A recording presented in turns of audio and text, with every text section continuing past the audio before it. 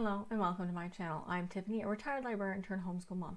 In this video, I'm going to review two picture books from my childhood. Books that I remember bits and pieces of all these years later, and when it came to building my child's library, I went in search for them. Not an easy feat considering I was a young child last time I read these books, and I only remember bits and pieces. The first book is actually a classic, and I'm probably going to mispronounce the title of this book, but here it is, Miss Rumphius by Barbara Cooney. Fantastic book. It probably inspired my love of travel as a child. It also teaches the idea that you don't necessarily judge certain older people. They have a lot of stories to tell sometimes. That's a big thing with this book. It also has a great message of doing good in the world, leaving something beautiful behind. Its illustrations are fantastic. Definitely love this story. It's definitely something I love to read to my daughter.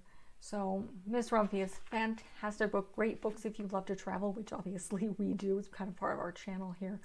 And talks about doing something good in the world, leaving something beautiful behind. So that is Miss Rumphius. I'll leave the description for this book in the description below. The next book's a little more complicated. It took me forever to find out what this book is because I remembered very little. It's like it took place in Asia about a little boy who loved kites and was about reincarnation. So that was pretty much all I remember. Eventually I did in fact remember and remember nice enough to get me to find what this book was.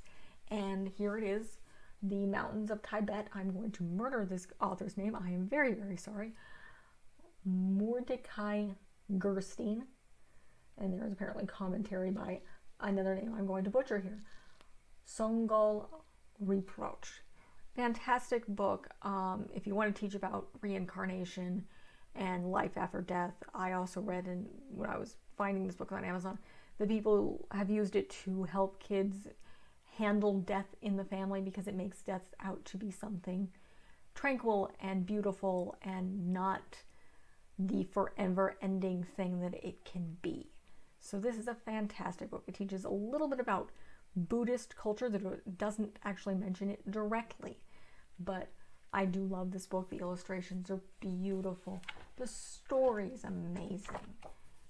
This is probably one of the reasons I remembered it. Here we go. Here's some of the illustrations. You can see how pretty they are. And it's a great explanation of life after death. And if you're talking about reincarnation, it's a great explanation. And it's a book that I love. It's the reason I spent so much time. I think it took me months to finally find out this book that was stuck in my mind. Like, what was this? Where do these pieces fit to find the book that I was looking for? So that's kind of the conclusion of this book review. We have The Mountains of Tibet and the classic Miss Rumphius. So great books for kids. Fantastic stories, beautiful messages, great illustrations. Not too long, depends on the age of the kid, definitely. Not something you want to read in a hurry. But I will link the